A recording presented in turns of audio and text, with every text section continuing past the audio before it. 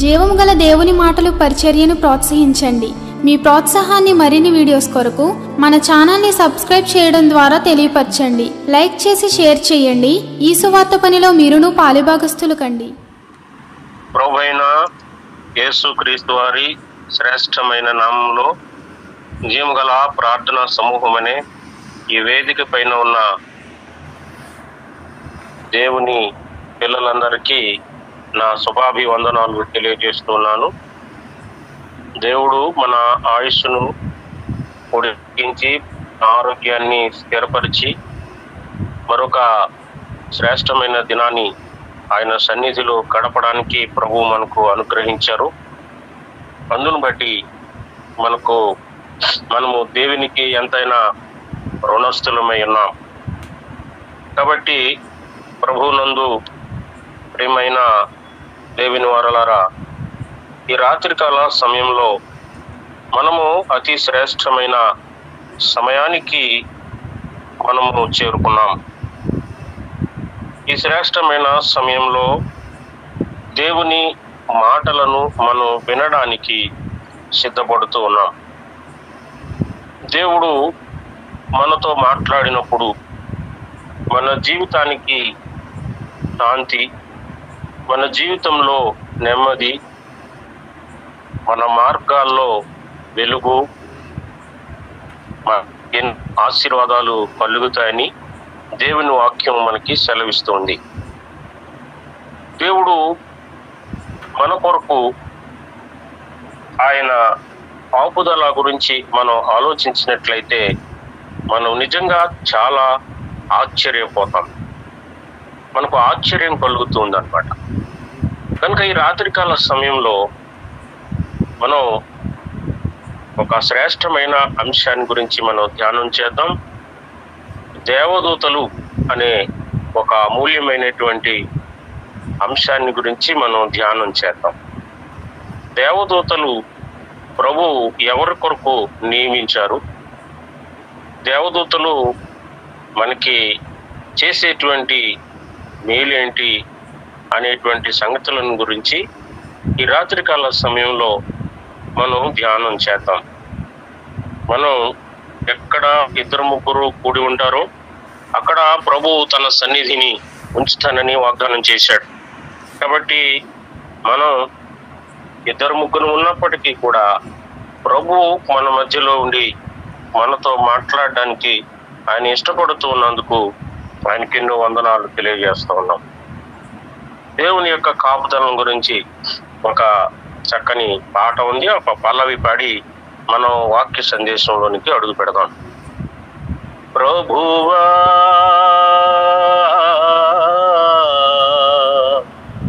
కాచితివి ఎంతకాలం, కాచితివి ఎంతకాలం, ప్రభువా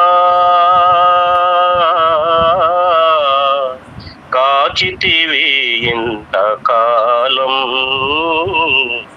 కాచితివి ఎంతకాలం, చావైనా బ్రతుకైనా నీ కొరకే దేవా, చావైనా బ్రతుకైనా నీ కొరకే దేవా, నీ సాక్షిగా నేను జీవింతునయ్యా, నీ సాక్షిగా నేను జీవింతునయ్యా, ప్రభువా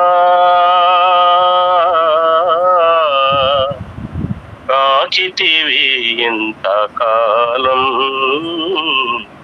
కాచితివి ఎంతకాలం. దేవునికి స్తోత్రము కలుగునుగాక. ప్రభువు మనలను ఎంతవరకు కాచి కాపాడినాడు అని అంటే అది కేవలము దేవుని కృప మాత్రమే. దేవుడు తన ప్రజలను కాపుదల కాయడానికి, సంరక్షించటానికి, ఆయన భద్రతను మనకు కలిగించటానికి ఆయన అనేక విధాలైనటువంటి ఆ పద్ధతులను అనుసరిస్తూ ఉన్నాడు. అందులో ఒక శ్రేష్టమైన పద్ధతి ఏమి అనగా ఆయన దేవదూతలు. ఆ దేవదూతలు మనల్ని ఏ విధంగా కాపుదల కాస్తున్నాయి అనేటువంటి సంగతి, దేవదూతలు అనేటువంటి ఈ ఈ శ్రేష్టమైనటువంటి అంశంలో మనం నేర్చుకుందాం. కీర్తనల గ్రంథము 34వ అధ్యాయము. కీర్తనల గ్రంథము 34వ అధ్యాయము 7వ వచనంలో ప్రభు ఈ విధంగా మాట్లాడుతున్నాడు. యెహోవా యందు భయభక్తులు గల వారి చుట్టూ ఆయన దూత కావలి ఉండి వారిని రక్షించును. మరలా చదువుతున్నాను, జాగ్రత్తగా వినండి. నా మాట మీకు వినిపిస్తుందా అండి? మాట స్పష్టంగా వస్తుందా? Okay okay. ప్రైజ్ లార్డ్, దేవునికి స్తోత్రం. కాబట్టి దేవుని వాక్యం మనకి ఏమని చెప్తా ఉందంటే, యెహోవా యందు భయభక్తులు గల వారి చుట్టూ ఆయన దూత కావలి ఉండి వారిని రక్షించును. దేవునికి స్తోత్రం కలుగునుగా. ఎంతో శ్రేష్టమైన మాట. దేవుని యొక్క దూత కావలి ఉండి వారిని రక్షిస్తుంది అని అంది. ఎవరిని రక్షిస్తుందట? యెహోవా యందు భయభక్తులు గల వారి చుట్టూ. ఎవరైతే దేవుని మాట విని వణుకుతారో, ఎవరైతే దేవునికి భయపడతారో, ఎవరైతే దేవునిలో భక్తి కలిగి జీవిస్తారో, ఎవరైతే ఆయన ధర్మశాస్త్రమునందు ఆనందిస్తూ ఆయన మార్గములో నడుచుకుంటారో, ఆయన కొరకై ప్రత్యేకించబడిన జనముగా ఈ లోకములో పరిశుద్ధమైన జీవితాన్ని, ప్రత్యేకించబడిన జీవితాన్ని ఎవరైతే కలిగి ఉంటారో వారిని కాపాడుతానని ప్రభు చెబుతా ఉన్నాడు.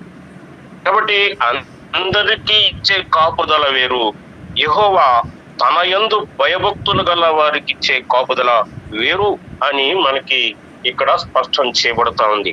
కాబట్టి యెహోవా యందు భయభక్తులు గల వారి చుట్టూ ఆయన దూత కావలి ఉండి వారిని రక్షిస్తుంది అని చెప్పబడతా ఉంది.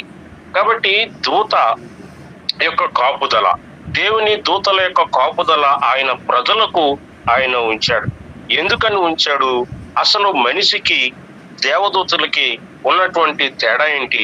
మనుషులకు దేవుని యొక్క కాపుదల ఆ దేవదూతల రూపంలో దేవుడు ఎందుకు ఇస్తున్నాడు అని మనం చూసినట్లయితే, ఆ దేవుని వాగ్దానం ఎట్లయితే హెబ్రీయులకు రాసిన పత్రిక 1వ అధ్యాయం 14వ వచనంలో ప్రభు మనకి ఇలాగూ సెలవిస్తా ఉన్నాడు. ఏమని సెలవిస్తారంటే, ఈ దేవదూతలందరూ రక్షణ అనే స్వాస్థ్యము పొందవు వారికి పరిచారము చేయుటకై పంపబడిన సేవకులైన ఆత్మలు అని చెప్పబడుతోంది. కాబట్టి ఈ దేవదూతలు అనేటువంటి వారు ఎవరు అనంటే, రక్షణ అనేటువంటి స్వాస్థ్యము ఎవరైతే పొందుతున్నారో వారికి పరిచారం చేయడానికి, వారికి సేవ చేయడానికి, వారిని కాపుదల కాయడానికి దేవుడు చేత పంపబడినటువంటి ఆత్మలు అని దేవుని వాక్యం మనకి సెలవిస్తా ఉంది. కాబట్టి ఇటువంటి అద్భుతమైనటువంటి జీవులు, ఈ దేవదూతలు, మానవాతీత శక్తి కలిగినటువంటి దేవదూతల యొక్క కాపుదల మన జీవితాల్లో మనకు అనుగ్రహించడానికి ప్రభువుకి ఇష్టమైంది. ఎవరి కొరకు ఈ రక్షణ ఇవ్వబడుతుంది అని అంటే, ఎవరైతే రక్షణ అనేటువంటి స్వాస్థ్యాన్ని కలిగి ఉంటారో వారి కొరకు దేవుడి కాపుదల ఇస్తానని చెప్పాడు. ఏమిటి ఆ రక్షణ? నేడే రక్షణ దినము. ఈ రోజు నువ్వు పొందబోయే రక్షణ నిర్లక్ష్యం చేసిన ఎడల ఎలాగూ తప్పించుకొందు అని అపోస్తలుడైన పౌలు మనకి హెచ్చరిస్తూ ఉన్నాడు. కాబట్టి రక్షణ అనగా ఎవరైతే యేసు ప్రభువును తమ నోటితో రక్షకుడని ఒప్పుకుంటారో, ఆయన మాత్రమే దేవుడని, ఆయన మాత్రమే పాపములను క్షమించి మనుషులకు పరిశుద్ధతను అనుగ్రహించి పరలోకము నిత్య జీవితాన్ని ఇవ్వగలడని నీ హృదయంలో విశ్వసిస్తే, ఆయన నీ పాపములను, ఆయన నమ్మదగిన వాడు, నీతిమంతుడు గనుక నీ పాపాలను క్షమించి ఆయన నిన్ను పవిత్రునిగా, పరిశుద్ధునిగా, పవిత్రురాలిగా చేసే దేవుడుగా ఉన్నాడు. ఎవరైతే ఈ ప్రభు అయిన యేసుక్రీస్తు వారి రక్తంలో తమ పాపములను కడుక్కొని ఆయనను రక్షకునిగా అంగీకరించి రక్షణ అనే స్వాస్థ్యాన్ని పొందుతారో వారికి దేవుని యొక్క కాపుదల, ఆయన దూతల కాపుదల ఉంటుందని దేవుడు సెలవిస్తూ ఉన్నాడు. ఈ మానవుడు ఎటువంటి వాడు, ఎంత బలహీనుడు, మట్టితో చేయబడినటువంటి మనిషి, దేవుణ్ణి తృణీకరించి తను సృష్టించినటువంటి సృష్టికర్తను మరిచిపోయి ఎవరో వచ్చినటువంటి ఒక మూడో వ్యక్తి ఆ ఎన్నిక లేనటువంటి వ్యక్తి మాట విని పాపంలో పడిపోయినటువంటి ఒక వ్యక్తిని దేవుడు ఇంతగా గొప్పగా జ్ఞాపకం చేసుకోవటానికి ఏపాటి వాడు హెబ్రీయులకు రాస్తూ అపోస్తలుడైన పౌలు వారు 2వ అధ్యాయం 6వ వచనంలో అంటున్నారు చూడండి, ఒకడు ఆ మనిషిని జ్ఞాపకం చేసుకుంటకు వాడు ఏపాటి వాడు, నీవు నరపుత్రుని దర్శించుటకు వాడు ఏపాటి వాడు అని అంటాడు. కాబట్టి నరుని జ్ఞాపకం చేసుకోవటంలో అది ఎంత మాత్రము పెద్ద గొప్ప విషయం అనేది కాదు. మానవుడు వట్టి బలహీనుడు, ఆయన హృదయమందు చెడిపోయినటువంటి వాడు, ఎన్నో మారులు ప్రభు తన దగ్గరికి చేర్చుకోవాలని ప్రయత్నించినప్పుడు మాటికి తప్పిపోయేటువంటి మనిషి, మోసకరమైన హృదయము కలిగినటువంటి వాడు, అతడు క్షణక్షణము తప్పిపోతూ దేవునికి కోపం కలిగించేటువంటి వ్యక్తిగా మనం చూస్తూ ఉన్నాం. ఇశ్రాయేలు ప్రజలు మాటికి తప్పిపోయి ఆయన ఉగ్రతకు గురై అనేక మార్లు శత్రు సైన్యానికి అప్పగించబడి ఇతర రాజుల రాజ్యాలలోనికి బందీలుగా బానిసలుగా కొనుక్కోబడి ఎన్నో హింసలు అనుభవించినట్టుగా మనం చూస్తా ఉన్నాం. కాబట్టి ఎవరైతే ఆయనందు భయభక్తులు కలిగి ఉంటారో వారిని ఆశీర్వదించేవాడుగా మన ప్రభు ఉన్నాడు. అయితే ఎవరైతే ఆయనను విడిచి తొలగిపోతారో ఆయన కూడా వారి మొర వెనక తన చెవిని తొలగించుకుంటానని వాగ్దానం చేశాడు. కాబట్టి దేవుడు మనుషులకు ఆశీర్వాదాన్ని ఇవ్వాలనుకుంటున్నాడు. మనం ఆశీర్వాదాన్ని తీసుకోపోతే గనక శాపము తప్ప మరొకటి మనకు రాదు. కాబట్టి ఈ రాత్రికాల సమయంలో అయోగ్యుడైన మనిషిని దేవుడు జ్ఞాపకం చేసుకొని ఆయనకు తన కాపుదలను ఇస్తాను అని అన్నాడు.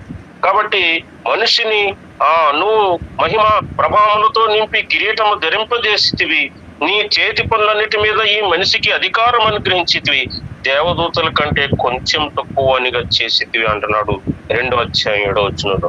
కాబట్టి మనిషిని దేవదూతల కంటే కొంచెం తక్కువగా చేశాడు. అయినప్పటికీ కూడా మనిషి అంటే దేవునికి ఎంతో ప్రేమ. ఎందుకనంటే ఆయన తన స్వరూపమందు తన పోలిక చొప్పున మనిషిని చేసుకున్నాడు గనక మనుషులంటే దేవునికి ఎంతో ప్రేమ. ఈ మానవ జాతిని ఆయన ప్రేమించిన వాడై ఎక్కడైతే తప్పిపోయారో అక్కడ వారిని శపిస్తూ వారు చేసిన పాపాన్ని బట్టి వారు శపిస్తూ అక్కడే ప్రభు వారికి మార్గాన్ని కూడా ఇచ్చాడు. ఎవరైతే స్త్రీ సంతానంగా వస్తాడో ఆయన మీ పాపముల నుంచి మీకు విడుదలనిస్తాడని అక్కడ మనకి తెలియజేసినట్టుగా మనం చూస్తా ఉన్నాం. కాబట్టి ప్రియమైన దేవుని పిల్లలారా, ఈ రాత్రికాల సమయంలో మనం దేవుని ప్రజలముగా దేవుని బిడ్డలముగా మనం ఉన్నట్టయితే దేవుని యొక్క కాపుదల మనకి ఎప్పటికీ ఉంటుందని దేవుని వాక్యం మనకి సెలవిస్తా ఉంది. మనం చూసినట్లయితే కీర్తనల గ్రంథం 91వ అధ్యాయం 11వ వచనంలో మనం చూస్తే, నీ పాదములకు రాయి తగులకుండా వారు నిన్ను తమ చేతుల మీద ఎత్తి పట్టుకొందురు. కాబట్టి దేవుడు మనలను నిత్యము కాపుదల కాస్తూ ఉన్నాడు. కీర్తనల 121వ అధ్యాయం 4వ వచనంలో, ఇశ్రాయేలును కాపాడువాడు కునుకడు నిద్రపోడు, ఆయన 24/7 అంటే వారంలో 7 రోజులు, మరి దినంలో 24 గంటలు, సంవత్సరంలో 365, లీప్ సంవత్సరం అయితే 366 రోజులు ఆయన నిన్ను కాపాడుతూనే ఉన్నాడు. ఆయన కంటికి రెప్ప వాల్చకుండా నిన్ను కాపాడుతూ ఉన్నాడు, నిన్ను భద్రపరుస్తూ ఉన్నాడు. కాబట్టి ఎవరైతే ఆయనందు భయము కలిగి ఆయనందు భక్తి కలిగి మరి ఆయనకు భయపడి జీవిస్తారో, ఆయన మార్గములు అనుసరించి నడుచుకుంటారో, ఎవరైతే రక్షణ అనే స్వాస్థ్యాన్ని కలిగి ప్రభు కొరకు బ్రతుకుతారో వారికి ఆయన కాపుదల భద్రత అనేటువంటిది ఉంటుంది అని ఈ రాత్రికాల సమయంలో ప్రభు మనకి జ్ఞాపకం చేస్తూ ఉన్నాడు. కాబట్టి మనం చూసినట్లయితే నిజంగా ఆయన కాపుదల కాసి రక్షించాడనేది మనం చూసినట్లయితే దానియేలు గ్రంథంలో మనం చూసినట్లయితే చూడండి, దానియేలు గ్రంథం 6వ అధ్యాయము 22వ వచనంలో మనం చూసినట్లయితే దానియేలు సింహపు బోనులో నుండి మాట్లాడుతున్నాడు. ఈ సంగతి మనకు తెలుసు. దానియేలు ఎందుకు సింహపు బోనులో వేయబడవలసి వచ్చినది అనే సంగతి మనకు తెలుసు. అయినా మరొకసారి మీ అందరికీ జ్ఞాపకం చేస్తాను. దానియేలు ఒక యూదుడు. దానియేలు దేవుని యందు భయము భక్తి కలిగి నడుచుకునేటువంటి ఒక వ్యక్తి. తన జీవితంలో భయంకరమైనటువంటి కష్టం ఆయనకు వచ్చింది. ఆ ప్రజలు, ఆయన సేవించేటువంటి యెహోవా దేవుని ప్రజలైన ఇశ్రాయేలీయులు మరి దేవుణ్ణి విడిచిపెట్టి ఆయనకు ఆవేదన కలిగించినప్పుడు, ఆయనకు కష్టము కలిగినప్పుడు దేవునికి కోపం వచ్చింది. ఆయన శత్రురాజుకి వారిని అప్పగించారు. నెబుకద్నెజర్ రాజు ఆ దేశం మీద దండెత్తి అక్కడ అందరిని సంహరించి సౌందర్యవతులు మరి జ్ఞానవంతులైనటువంటి యువకులను చెరపట్టి తన దేశానికి తీసుకొని పోయాడు. ఆ దేశంలో దానియేలుకు తల్లి లేదు, తండ్రి లేడు, అన్న లేదు, తమ్ముడు లేడు, చెల్లి లేదు, అక్క లేదు, ఎవరూ లేరు. నా అనేవాళ్ళు ఎవరూ లేరు. అతడు ఒక అనాథగా బబులోను సామ్రాజ్యానికి కొనిపోబడ్డాడు. ప్రియమైన సోదరి సోదరుడా, నీవు ప్రభువుని ఆశ్రయించినట్లయితే, ప్రభువుని నువ్వు ప్రేమించగలిగినట్టయితే, ప్రభు మార్గంలో నువ్వు నడిచి ఆయన యందు భయము భక్తి కలిగి జీవించినట్టయితే, నువ్వు అనాథమైనప్పటికీ, నీకు ఎవరు ఈ లోకంలో లేనప్పటికీ, నిన్ను ప్రేమించేవారు, నిన్ను పట్టించుకునేవారు, నిన్ను గురించి ఆలోచించేవారు ఎవరు లేరని నువ్వు అనుకుంటున్నప్పటికీ, ప్రభు మాత్రం విడిచిపెట్టే దేవుడు కాదు. ఆయన తల్లిలాగా నిన్ను లాలించే దేవుడు, తండ్రిలాగా నిన్ను పోషించేటువంటి దేవుడు. అటువంటి దేవుణ్ణి కలిగి ఉన్నటువంటి దానియేలు అధైర్యపడలేదు. నా ప్రభు నాకున్నాడు, నేను ఎక్కడున్నా ఆయన సన్నిధి నాతో ఉంటుందని నిత్యము దేవుని సన్నిధిలో ఆయన ముమ్మారు రోజుకి ప్రార్థన చేస్తూ వస్తూ ఉన్నాడు. అటువంటి పరిస్థితుల్లో ఆయన ఒక దేశానికి కొనిపోబడినప్పుడు ఆయన జ్ఞానాన్ని గుర్తించిన ఆ రాజు ఆ దేశానికి దానియేలుని ప్రధానమంత్రిగా నియమించినట్టుగా మనం చూస్తా ఉన్నాం. ప్రియమైన దేవుని పిల్లలారా, దేవుడు నీ యొక్క ఆ దీన స్థితిలో నిన్ను కరుణించి, నీ యొక్క మరి బలహీనమైనటువంటి స్థితిలో కూడా ఆయన తన బలాన్ని నీ పైన ప్రదర్శింపజేసి, నీవు ఆయనకు లోబడి ఆయనకు విధేయుడివై ఆయన ఘనపరుస్తూ ఆయన జీవించినట్లయితే ప్రభు నిన్ను హెచ్చించేవాడుగా ఉన్నాడు. ఆయన శత్రు దేశంలో, మా చెరగొనుకోబడినటువంటి దేశంలో ఆయన ప్రధానమంత్రి స్థాయికి హెచ్చింపబడ్డాడు అని అంటే, అంతకు ముందు ఎన్నో కార్యక్రమాలలో, అంతకు ముందు జరిగినటువంటి అనేక సంఘటనల్లో ప్రభు మహిమను ఆయన ద్వారా అక్కడ మహిమపరుచుకున్నాడు. అక్కడ దానియేలు తన క్రియల ద్వారా, దేవుని యందు తనకున్నటువంటి భక్తి ద్వారా రాజు పెట్టినటువంటి అనేక పరీక్షల్లో తన దేవుని మహిమను రుజువు చేస్తున్నాడు. కనుక అందుకని రాజు ఈయన జ్ఞానాన్ని, వివేకాన్ని గుర్తించి ఆ దేశానికి ప్రధానమంత్రిగా చేశాడు. అయితే అతని చుట్టూ ఉన్నటువంటి అతని తోటి ఉద్యోగులు, అతని చుట్టూ ఉన్నటువంటి అతని కోసం స్నేహితులుగా, అతనికి హితులుగా నటిస్తూ జీవించేటువంటి ప్రజలు దానియేలు మీద పగబట్టి ఈయన్ని ఏదో విధంగా ఈయన్ని సిగ్గుపరచాలి, ఈయన్ని ఏదో విధంగా ఆ పదవి నుంచి తప్పించాలి, ఈయన్ని ఏదో విధంగా మనము ఆ పదవి చ్యుతిని చేసి ఆ పదవి నుంచి తగ్గించి అతన్ని దిక్కులేని వానిగా చేయాలి. ఇతడు ఎక్కడో పరాయి దేశం నుంచి మన దేశానికి మరి బానిసగా వచ్చి, పాలేరుగా వచ్చి మన మీద పెత్తనం చేస్తా ఉన్నాడు. ఇతన్ని ఏమైనా అవమానపరచాలి, ఇతన్ని ఏమైనా అధికారం నుంచి దించాలని ఆయన మీద కుట్ర పనినట్టుగా మనం చూస్తా ఉన్నాం. కాబట్టి ఇతన్ని ఏ విధంగా ఇరికించాలా అని చూస్తూ ఉన్నప్పుడు అతనిలో ఏ దోషము వారు కనిపెట్టలేకపోయారు. నా ప్రియమైన సోదరి సోదరుడా, ఈ రాత్రికాల సమయంలో దానియేలు ద్వారా దేవుడు నీతో మాట్లాడుతూ ఉన్నాడు. నీవు పని చేస్తున్నటువంటి పని స్థలాలలో, నీవు పని చేస్తున్నటువంటి గృహాలలో, నీవు పని చేస్తున్నటువంటి కార్యాలయాలలో, నీవు పని చేస్తున్నటువంటి సేవ చేస్తున్నటువంటి ప్రదేశాలలో నిన్ను గూర్చి ప్రజలు ఏమనుకుంటున్నారు? నీలో ప్రభువుని వారు చూడగలుగుతున్నారా? నీలో ఉన్నటువంటి యథార్థతను బట్టి ప్రభువుని స్తుతించగలుగుతున్నారా? ఒక్కసారి జ్ఞాపకం చేసుకోండి, మీరు పరీక్ష చేసుకోండి. దానియేలు ఆయనలో పాపం కనుగొనాలని, ఆయనలో చిక్కు కనుగొనాలని, ఆయనలో లోపాన్ని కనుగొనాలని, ఆయనలో పొరపాట్లు కనుగొనాలని వెతుకుతూ ఉంటే దానియేలులో ఏ విధమైన లోపము కనుగొనలేకపోయారు, ఏ విధమైన తప్పును వారు చూపించలేకపోయారు. కానీ ఒకే ఒక విషయంలో దానియేలు దొరికాడు. దానియేలు ప్రతి రోజుకి 3 సార్లు తను ఉంటున్నటువంటి ఇంటి యొక్క ద్వారం కిటికీలను యెరూషలేము తట్టు తెరిచి దేవునికి ప్రార్థన చేస్తా ఉన్నాడు. చాలా మంది ప్రజలు ఏంటంటే యాంటీ కన్వర్షన్ బిల్లు, దేవునికి వ్యతిరేకమైనటువంటి పరిస్థితులు ఏర్పడినప్పుడు ఎవరన్నా చూస్తారేమో అని చెప్పి దిగుపడి తలుపులు మూసుకుని కిటికీలు మూసుకుని రహస్యంగా ప్రార్థన చేస్తారు. కానీ దానియేలు అయితే కిటికీలు తెరిచి రండి చూసుకోండి, నేను నా దేవుని తప్ప మరొక దేవుని ఆరాధించను అన్నట్టుగా దేవుని మహిమపరుస్తూ ఆయన రోజుకు 3 మారు ప్రార్థన చేసేవాడుగా ఉన్నాడు. అటువంటి పరిస్థితుల్లో ఈ దేవుణ్ణి పూజించటంలో తప్ప మరి ఏ విషయంలోనూ ఇతనిని మనం తప్పు పట్టలేమని చెప్పి ఆలోచించినటువంటి అతని తోటి అధికారులు, ప్రజలు ఇతనిని ఆ విషయంలోనే ఇరికించడానికి కుట్రను పన్నినట్టుగా మనం చూస్తా ఉన్నాం. ఒకరోజు రాజు దగ్గరకు వచ్చి ఆయనతో ఒక చట్టం చేయించారు. మహారాజా, ఇదిగో ఒక చట్టం చేయాలి, ఈ దేశానికి, ఈ సామ్రాజ్యానికి మీరే రాజు, మీరే అన్ని ప్రొవైడ్ చేస్తా ఉన్నారు, మీరే రోడ్లు వేయిస్తా ఉన్నారు, మీరే ప్రజలకు ఆహారాన్ని సరఫరా చేస్తా ఉన్నారు, ఈ రాజ్యానికి మీరు దేవుడు, మిమ్మల్ని తప్ప ఎవరిని మేము పూజించకూడదు, ఎవరన్నా ఆ విధంగా పూజించినట్లయితే వాడిని తీసుకెళ్లి సింహాల గుహలో వెయ్యాలి అని చెప్పి ఒక చట్టాన్ని ఆయన చేత బలవంతంగా చేయించి ఆయన చేత ముద్ర వేయించి చట్టాన్ని అధికారంలోనికి, అమల్లోనికి తీసుకుని వస్తారు. తీసుకుని వచ్చి రాజ్యం అంతటా ప్రకటిస్తారు. ఇదిగో 30 దినాలు ఇలాగా ప్రత్యేకమైన కొన్ని దినాలు మేము ప్రత్యేకించాము, ఈ దినాల వరకు కూడా సంపూర్ణమయ్యే వరకు మరి రాజుగారిని తప్ప, మన దేశ రాజుగారిని తప్ప మరొకరు ఎవరిని కూడా పూజించకూడదు.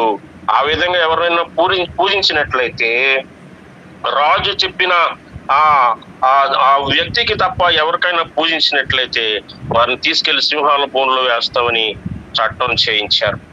అయితే ఈ చట్టం చేయించిన సంగతి దానియేలుకు తెలిసి కూడా తను యథావిధిగా తన ఇంటి కిటికీలను యెరూషలేము తట్టు తెరిచి రోజుకు 3 సార్లు ప్రార్థన చేస్తున్నాడు. దేవునికి స్తోత్రం. ఎంత యథార్థత, ఎంత నిబద్ధత, ఎంత సమర్పణ దానియేలులో ఉందో చూడండి. దానియేలుకి ఇలా నడువు, అలా చెయ్యి అని చెప్పేవాళ్ళు లేరు. ఆయన ఒక అనాథ, ఆయన అన్య దేశంలో నివసిస్తూ ఉన్నాడు. చుట్టూ ఉన్న వాళ్ళందరూ అన్యులే, ఉన్నవారు అందరూ కూడా దేవుని ఎరుగని ప్రజలు. అటువంటి ప్రజల మధ్య తన సాక్ష్యాన్ని ఎంత చక్కగా భద్రపరుచుకున్నాడో, ఎంత భద్రముగా తన ప్రవర్తనని నిలబెట్టుకున్నాడో, ప్రభు కొరకు ఎంత ధైర్యంగా నిలబడ్డాడో మనకి రాత్రికాల సమయంలో దానియేలుని బట్టి మనం జ్ఞాపకం తీసుకోవాల్సిన వారమైనాం. కాబట్టి ఆ చట్టము చేయబడిన సంగతి దానియేలుకు తెలిసి కూడా దానియేలు ప్రభువును స్తుతించడం మానలేదు. నా ప్రభువును తప్ప, నా దేవుని తప్ప, నా నిజ రక్షకుని తప్ప నేను ఎవరిని సేవించను, ఈయన మాత్రమే సృష్టికర్త, ఈయన మాత్రమే నిజమైన దేవుడని ఆయన మరి ప్రకటిస్తూ ఆయన 3 మారు దేవునికే ప్రార్థన చేశాడు తప్ప వారి చట్టాన్ని లక్ష్య పెట్టలేదు. కాబట్టి ఈ రోజున భారతదేశంలో దేవునికి, దేవుని ప్రజలకు, దేవుని సంఘానికి, సువార్తకు వ్యతిరేకమైన పరిస్థితులు తలెత్తుతున్నప్పటికీ ఎంతమంది ప్రభు కొరకు నిలబడగలరో మనం ఒకసారి పరిశీలన చేసుకోవాలా. ఒకవేళ మన వరకు ఆ పరిస్థితి కనుక వస్తే క్రైస్తవులు అనేటువంటి వాళ్ళని అవమానపరచాలని వాళ్ళు ప్రయత్నించి, ఇదిగో ఈ చట్టం చేస్తున్నాం, ఈ చట్టం ప్రకారం ఇక హిందూ దేవుళ్ళనే మనం పూజించాలి, లేకపోతే ఫలానా వ్యక్తులకే పూజ చేయాలి, ఫలానా విధంగానే నడుచుకోవాలి, ప్రభు కొరకు నిలబడేవారు ఎవరు రండి, వాళ్ళని మేము శిక్షిస్తాము, లేకపోతే జైల్లో వేస్తాము, ఫలానా విధంగా చేస్తామని అన్నప్పుడు మన విశ్వాసము, మన భక్తి ఎంతవరకు నిలబడుతుందో ఈ రాత్రికాల సమయం పరిశీలించుకోవాలా. కాబట్టి దానియేలు ఆ చట్టానికి భయపడక, ఎవరికి భయపడక ఆయన ప్రభు కొరకు నిలబడ్డాడు. నిలబడితే ఆయన చట్టాన్ని అతిక్రమించినట్టుగా ఆయన మీద పగబట్టినటువంటి కుట్ర పన్నిన అధికారులు రాజు దృష్టికి తీసుకెళ్లారు. వెంటనే రాజు చాలా బాధపడ్డాడు. దానియేలు అంటే చాలా ప్రేమ. అయితే ఆయన శిక్షించబడటం చూసి చాలా బాధపడ్డాడు. ఇదేంటి, నేను చేసిన, నా చేతులతో చేసిన చట్టం నాకు ఎంతో ప్రియమైనటువంటి నా సేవకుని మీదకి వచ్చిందని ఎంతగానో మదన పడతాడు. అయితే తాను చేసిన చట్టం ప్రకారం దానియేలుకు శిక్ష విధించారు. దానియేలును తీసుకెళ్లి సింహాల బోన్లు వేశారు. వేసినప్పుడు ఆ రాత్రి అంతా రాజుకి నిద్ర పట్టలేదు.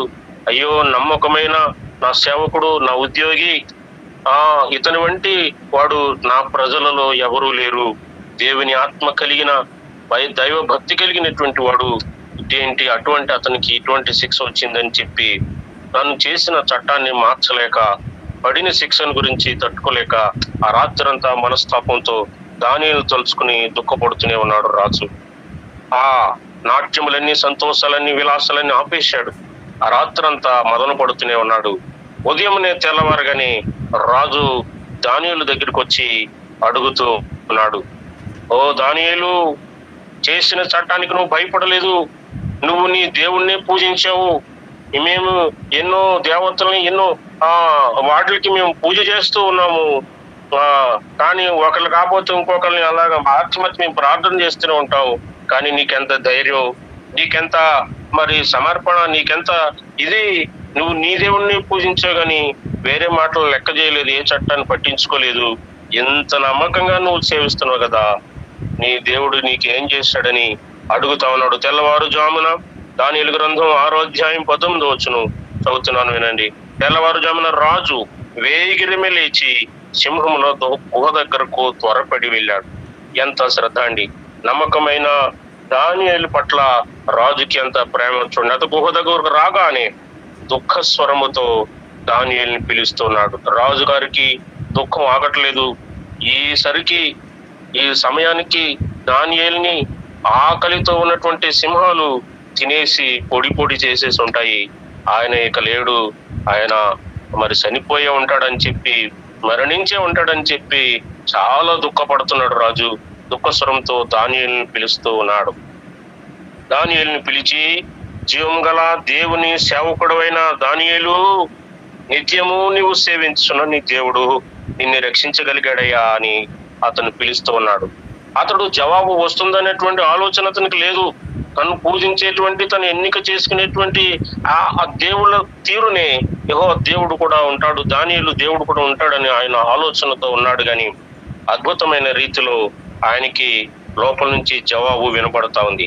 అయ్యో, నువ్వు నిత్యము సేవిస్తున్నటువంటి నీ దేవుడు నిన్ను రక్షించగలిగాడా దానియేలు అంటే, దానియేలు జవాబిస్తున్నాడు 21వ వచనంలో, అందుకు దానియేలు, రాజు చిరకాలము జీవించునుగాక, నేను నా దేవుని దృష్టికి నిర్దోషిని గనుక ఆయన తన దూత నంపించి సింహములు నాకు ఏ హానియు చేయకుండా వాటి నోళ్లు మూయించెను రాజా, నీ దృష్టికి నేను నేరం చేసిన వాడను కాను కదా అన్నాడు. అయ్యా, నేను ఏ నేరము చేయలేదు, నా దేవునికి తెలుసు, నేను నిర్దోషిననే సంగతి మీకు తెలుసు. నేనేమైనా నేరం చేశానా? నేను నిర్దోషిని గనుక నా దేవుని దృష్టికి నేను నిరపరాధిని గనుక ప్రభు తన దూతను పంపించాడయా. రాత్రి ఆయన సింహములు నాకు ఏ హాని చేయకుండా వాటి నోళ్లను మూయించాడు అని దానియేలు చెప్తా ఉంటే రాజుకి ఎంతో ఆనందం అయిపోయింది. రాజు ఇందును గూర్చి అతి సంతోషభరితుడై దానియేలును గుహలో నుండి పైకి తీయడని ఆజ్ఞాపించాడు. ఎంత గొప్ప దేవుడండి! నీవు నేను పూజించి, నీవు నేను ఆరాధించేటువంటి మన దేవుడు ఎంత గొప్ప దేవుడండి! ఎంత శక్తిమంతుడు, ఎంత శక్తిమంతుడు! దానియేలును సింహపు బోనులో కాపాడినది నీవే కదా, దానియేలును సింహపు బోనులో కాపాడినది నీవే కదా, శృతి చేసి నీ పాడనా స్తోత్ర గీతం. ఈ విధంగా దానియేలు దేవుణ్ణి స్తుతిస్తూ ఉన్నప్పుడు దానియేలుని మరి రాజు గుహలో నుంచి బయటకు తీశాడు. ఎవరైతే ఇతని మీద కుట్ర పని నాశనం చేయాలని ప్రయత్నం చేశారో వారిని, వారి కుటుంబ సభ్యులందరినీ పసిపిల్లలతో సహా ఆ సింహాలకు ఆహారంగా వేసినట్లుగా మనం చూస్తా ఉన్నాం. నా ప్రియమైన సోదరి సోదరులరా, ఈ రాత్రికాల సమయంలో ప్రభు అటువంటి దూతను మనకి కాపుదలుగా ఇస్తున్నట్టుగా మనం చూస్తా ఉన్నాం. మీరు ఒక ఆలోచించవచ్చు, ఏమిటి ఈ దూతలకు అంత బలం ఉందా? దేవదూతలకు అంత బలం ఉందా?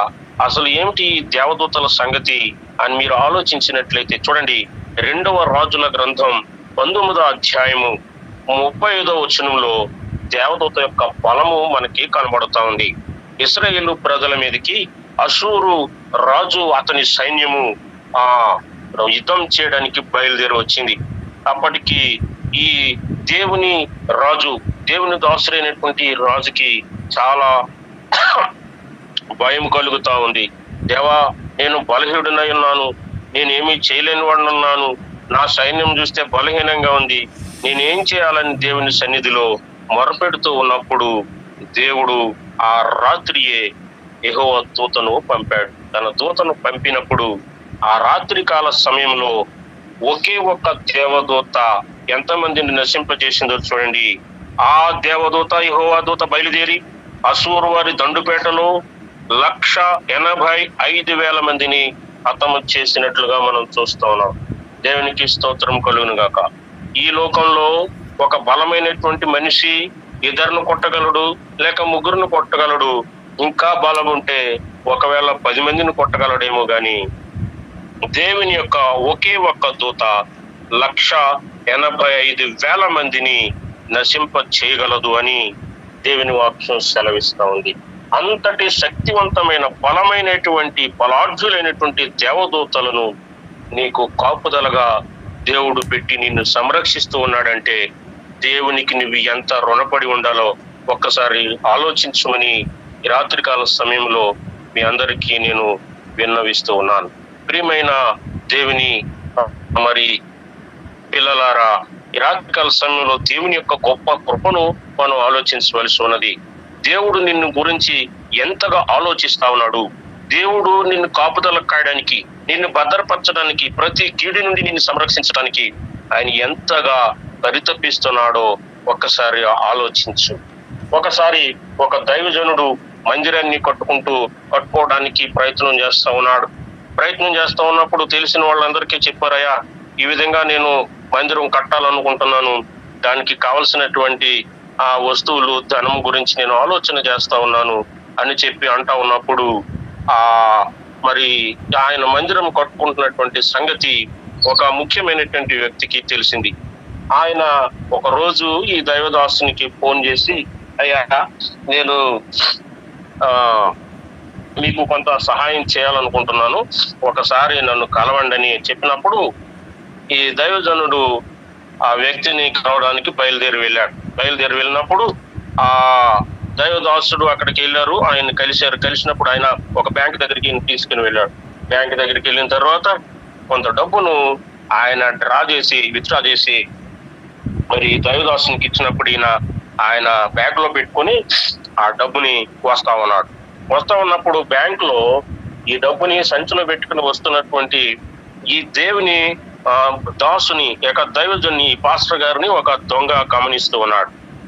ఆ దొంగ అతనితో కలిసి ఉన్నటువంటి ఒక ముఠ కలిసి వాళ్ళు ఎక్కడైతే ఈ పాస్టర్ ఒంటరిగా దొరుకుతాడా అతన్ని కొట్టి అతన్ని మీద దాడి చేసి ఆ డబ్బులు దొంగిలిద్దామని చూస్తా ఉన్నారు.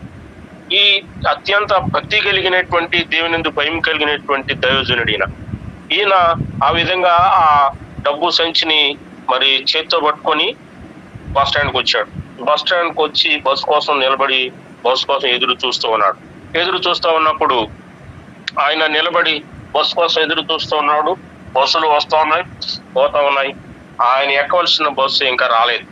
అయితే ఇతన్ని వెంటాడుతున్నటువంటి ఆ దొంగలు కూడా ఆయన వెనుక బస్ స్టాండ్కి వచ్చారు. బస్ స్టాండ్కి వచ్చి ఈయన్ని ఎప్పుడైతే వీలు దొరుకుతుందా ఆయన మీద దాడి చేసి చేతిలో ఉన్నటువంటి బ్యాగ్ని తీసుకెళ్ళిపోదామని ఆలోచన చేస్తా ఉన్నప్పుడు ఏం జరిగింది అని అంటే, ఆయన అలా నిలబడి చూస్తున్నప్పుడు ఈ దొంగలు ఆయన చుట్టూ చేరి ఆయన సమీపిద్దామని ప్రయత్నం చేస్తూ ఉంటే ఆయన చుట్టూ బలాఢ్యులైనటువంటి మనుషులు మనలో కత్తిని కలిగి మరి ఒక విధమైనటువంటి డాలుని కలిగి భయంకరమైనటువంటి ఆకారంతో ఆయన చుట్టూ కాపుతలు కాస్తున్నట్టుగా ఈ దొంగలు చూస్తా ఉన్నారు. అది ఈ దైవదాసునికి ఆ దూతలు కనిపించడం లేదు, కానీ దొంగలకి కనిపిస్తా ఉన్నారు. ఆ దొంగలు చూస్తా ఉన్నారు. ఈ పాస్టర్ గారిని సమీపించాలంటే భయపడుతూ ఉన్నారు. ఎంత ప్రయత్నం చేసినా గానీ ఆ దేవదూతలు చుట్టూ తిరుగుతున్నారు. వాళ్ళు ఏ వైపు పోతే ఆ వైపుకి వెళ్తా ఉన్నారు. దగ్గరికి వెళ్తే వాళ్ళు ఇక కత్తి చూశారంటే మనం చనిపోతాం అనేటువంటి భయం, అంత భయంకరమైనటువంటి సిఆర్పిఎఫ్ మన బోర్డర్ లో కాపుదల కాసేటువంటి సైనికుల కంటే బలాఢ్యులుగా కనిపిస్తున్నటువంటి మనుషులు వరకు కనిపించినప్పుడు ఎన్ని ప్రయత్నాలు చేసినా పాస్టర్ గారిని వారు సమీపించలేకపోయారు. సమీపించలేక ప్రయత్నించి విఫలమై వెళ్ళిపోయిన తర్వాత 2-3 రోజులకి పాస్టర్ గారికి ఒక ఫోన్ కాల్ వచ్చింది.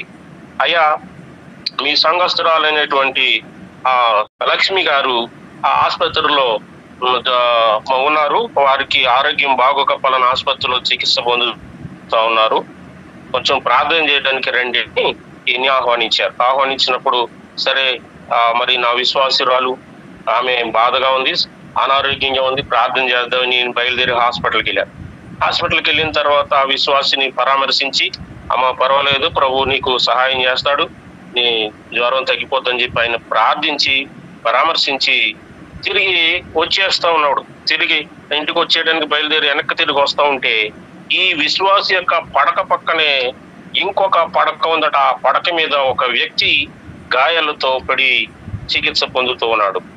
అతను ఒక్కసారి లేచి, అయ్యా నాకు కూడా ప్రార్థన చేయండి అన్నాడు.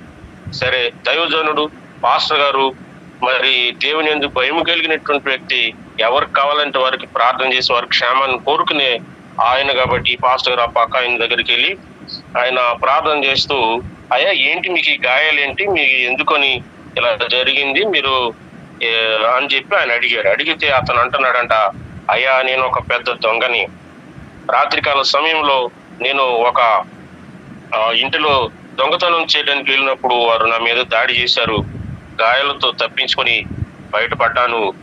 ఒక పర్యాయము మీరు బస్ స్టాండ్ లో నిలబడి బ్యాంక్ లో డబ్బులు తీసుకుని వెళ్తా ఉన్నప్పుడు మీ మీద దాడి చేసి మీ దగ్గర ఉన్న డబ్బుని నేను దొంగిలించాలని చాలా ప్రయత్నం చేశాము, నేను నా స్నేహితుడు 2 దొంగలు వచ్చాం ఆ రోజు. కానీ మీ చుట్టూ చాలా పెద్ద సైనికులు కాపలా కాస్తున్నారండి, వారి రూపం చాలా భయంకరంగా ఉంది, వారి మొలలో కత్తులు ఉన్నాయి, మరి వారి చేతిలో పెద్ద పెద్ద డాలులు ఉన్నాయి, వారిని చూసి మేము చాలా భయపడిపోయాం, ఎన్ని రకాలుగా ప్రయత్నించినా గానీ నిన్ను సమీపించడం లేదు వాళ్ళు, మీరు అంత గొప్ప వ్యక్తులు, మీరు ఏం ఉద్యోగం చేస్తారని అడుగుతున్నారంట. అయ్యా నేను సామాన్యమైన దైవజనుని, నా చుట్టూ ఎవరు కాపలా లేరు, మీరు చెప్తున్నది నాకు అర్థం కావట్లేదు, అటువంటి వాళ్ళు ఎవరు కూడా మాకు కాపుదలు గాయడం లేదు, మా ఇంటికి వచ్చి చూడు, మా ఇంటి దగ్గర ఎవరు ఉండరు అని అంటున్నాడు. లేదు అయ్యగారు, మేము కళ్ళులారా చూసాం, అటువంటి బలిష్టమైనటువంటి కాపుదల కాస్తున్నటువంటి వ్యక్తులు సైనికులు మీ చుట్టూ ఉన్నారు, మేము కళ్ళారా చూస్తామని చెప్పి చెప్తా ఉన్నప్పుడు అప్పుడు ఆ పాస్టర్ గారికి దేవుని వాక్యం గుర్తొచ్చింది. యెహోవా యందు భయభక్తులు గల వారి చుట్టూ ఆయన దూత కావలిండు రక్షించును అని దేవుని వాక్యంలో ఉన్న వాగ్దానము, వాక్యము సత్యము అని ఆయన జ్ఞాపకం చేసుకుని, అవును బాబు ఇప్పుడు నువ్వు చెప్తుంటే నాకు అర్థమవుతుంది, ఆ దూతలు నాకైతే కనిపించలేదు కానీ నాకు హాని చేయడానికి నువ్వు వచ్చావు కాబట్టి నీకు దేవుడు చూపించాడు.